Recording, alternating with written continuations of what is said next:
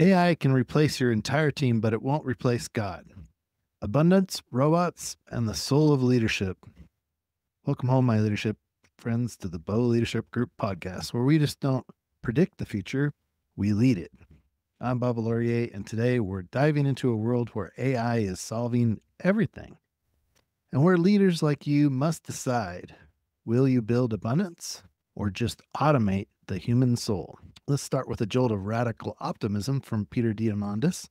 He's a futurist, and you may know him from the X Prize. He's the X Prize founder and the man who sees tomorrow before breakfast. AI can replace your entire team, but it cannot replace God. Stay tuned and let's unpack this.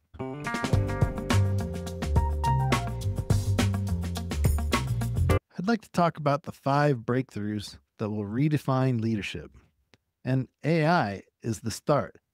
Number 1, AI ends chronic disease, and DeepMind CEO says we'll solve chronic disease in a decade. Anthropic's Dario Amodei, double human lifespan. Imagine every citizen gets a digital twin, an AI clone of you and your biology. AI will be able to run 10,000 clinical trials on you in the morning before you wake up. And if you don't think this is mainstream, Harvard Medical School and Stanford are already building these clone simulators. McKinsey projects a $350 billion annual savings in U.S. healthcare alone by 2030. This assumes Big Pharma lets things happen, of course, but with their powerful lobbying, they may get a piece of that profit. Energy abundance. Number 2, the substrate of civilization, AI cracks fusion, discovers room temperature superconductors, redesigns grids. The Brookings Institute, AI optimized energy systems could reduce global emissions 15% by 2035. No energy, no progress, some might say.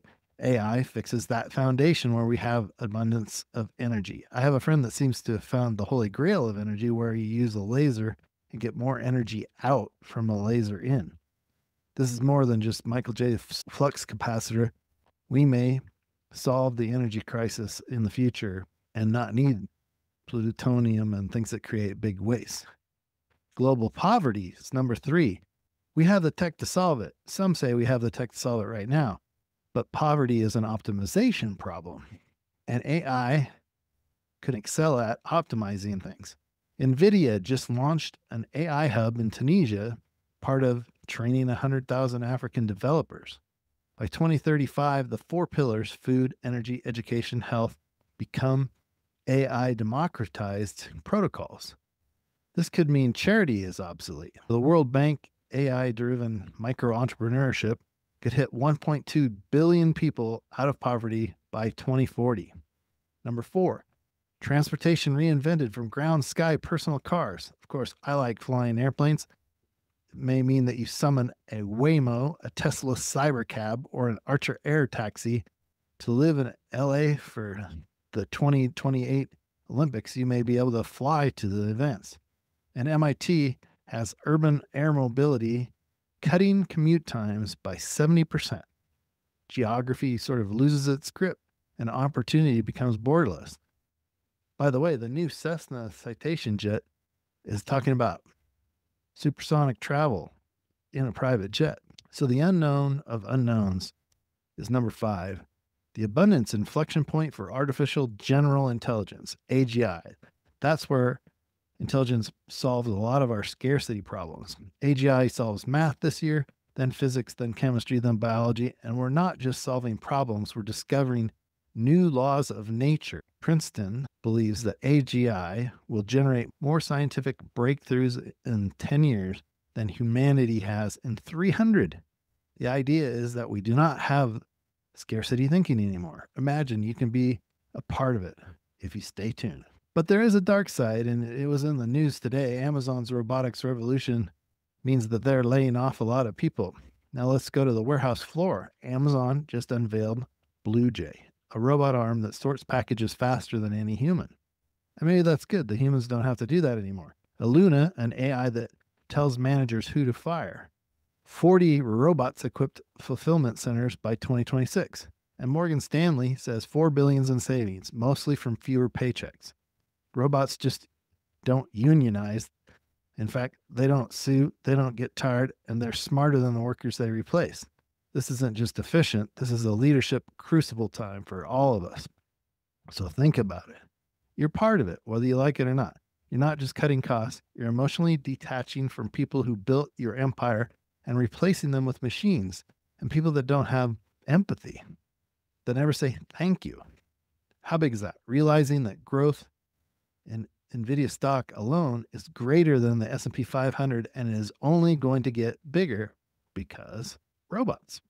They aren't just consuming superconductor chips in data centers.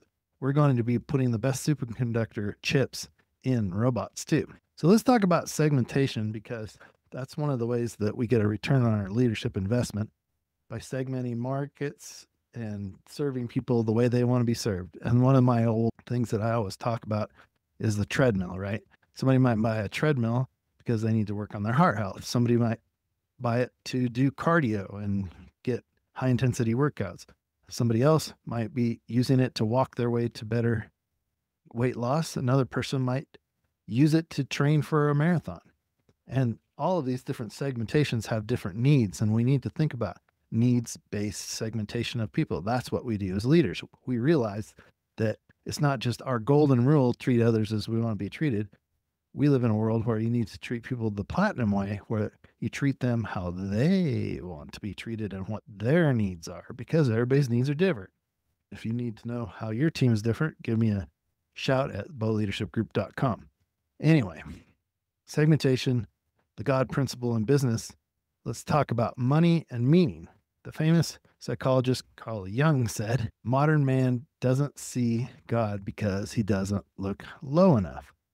And this is another way to say you're not looking for other people's needs. In business, we call it segmentation when you divide things into segments. You serve different segments better and thereby serve the whole group better and make more revenue often, and ideally profits too. So you don't chase the proverbial whale, you serve everyone. Lowering the price keeps God's principles in mind. And in most cases, the laws allow you to sell more when you follow the profit-making laws and the laws of economics. Profit more from pennies than from palaces.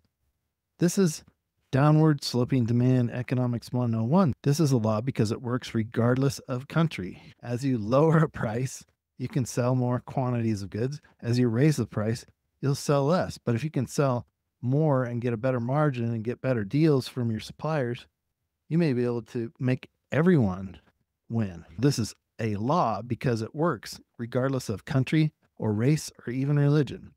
I believe it's divine. It's a divine principle. And there are many of these laws to follow. You may not disagree that this is like Matthew 25:40. Whatever you did for one of the least of these brothers and sisters of mine, you did for me. I think God may serve you when you serve others.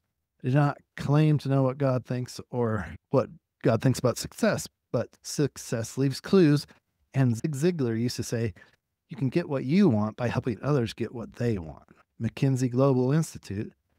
Companies using personalization and AI pricing see 38% higher revenue growth. This is another way of talking about segmentation, having it automated by robots and AI. Mass personalization is analogous to or similar to having different offers for different market segments. And sometimes it might be the treadmill. You're just talking about the different needs. It's the same treadmill. You profit more by serving many, not the few, but also serving people how they want to be served. That's not just the golden rule again, that is the platinum rule. The golden rule is how you want to be served, which may not be how others want to be served. I want to reiterate that. I think it's one of those things that should evolve. And that's not just smart business, that's God's economics. The Jungian warning, like Carl Jung, Jungian warning, robots can't put the humanity in AI, insanity, the soul of the matter. Carl Jung warned, the spirit of the machine is the spirit of the devil until the human soul animates it. Robots can't love, they can't forgive, they can't sacrifice. AI can solve math. It can't solve meaning. We are entering AI insanity, a world of hyper efficiency without heart. But you, leader listener, you are the antidote. With God in mind, infuse every algorithm with values that value everyone. Build systems that increase freedom, personalization, and the platinum rule, not just GDP. Create prosperity that includes the warehouse worker, the African coder, the single mom summoning an air tech. Why?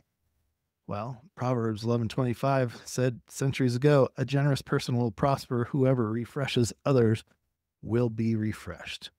Ivy League research confirms this. Yale's study, a grant study, the longest study on human happiness, found one variable predicts satisfaction: relationships. Not IQ, not general intelligence, not wealth, love. No machines get it yet. In closing, here's your mission.